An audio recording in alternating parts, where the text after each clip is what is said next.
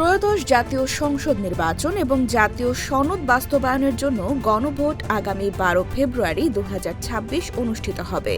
গতকাল বৃহস্পতিবার ১১ ডিসেম্বর প্রধান নির্বাচন কমিশনার এএমএম নাসির উদ্দিন জাতিকে উদ্দেশ্য করে ভাষণ দিয়ে এই সময়সীমা ঘোষণা করেন। তিনি জানান, জাতীয় সংসদের ৩০০ আসনে ভোট গ্রহণের পাশাপাশি জুলাই জাতীয় সনদ সংবিধান সংস্কার বাস্তবায়ন সংক্রান্ত গণভোটের সময়সূচিও প্রকাশ করা হয়েছে।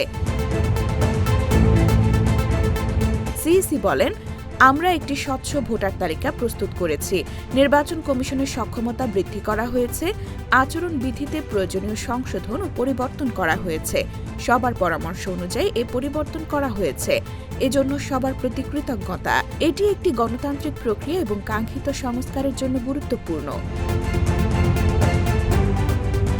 এর আগে বুধবার ১০ ডিসেম্বর কমিশন সচিব আক্তার আহমেদ নির্বাচনের তফসিল ও প্রস্তুতি বিষয়ে বিস্তারিত তথ্য প্রদান করেন।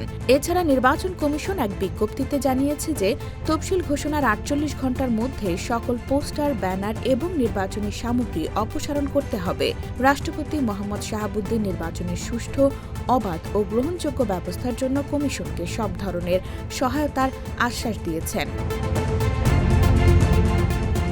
ঘোষিত তফসিল অনুযায়ী মনোনয়নপত্র দাখিলের শেষ তারিখ ২৯ ডিসেম্বর, বাছাই ৩০ ডিসেম্বর থেকে ৪ জানুয়ারি, আপিল দাখিল ১১ জানুয়ারি, আপিল নিষ্পত্তি ১২ থেকে ১৮ জানুয়ারি এবং প্রার্থিতা প্রত্যাহারের শেষ তারিখ ২০ জানুয়ারি।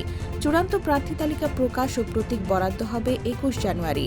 নির্বাচনী প্রচারণা ২২ জানুয়ারি থেকে ভোট গ্রহণের ৪৮ ঘণ্টা আগে অর্থাৎ ১০ ফেব্রুয়ারি পর্যন্ত চলবে। নির্বাচনের এই প্রক্রিয়া দেশের জনগণকে স্বচ্ছ ও গ্রহণযোগ্য ভোট নিশ্চিত করার দিকে একটি গুরুত্বপূর্ণ পদক্ষেপ হিসেবে বিবেচিত হচ্ছে।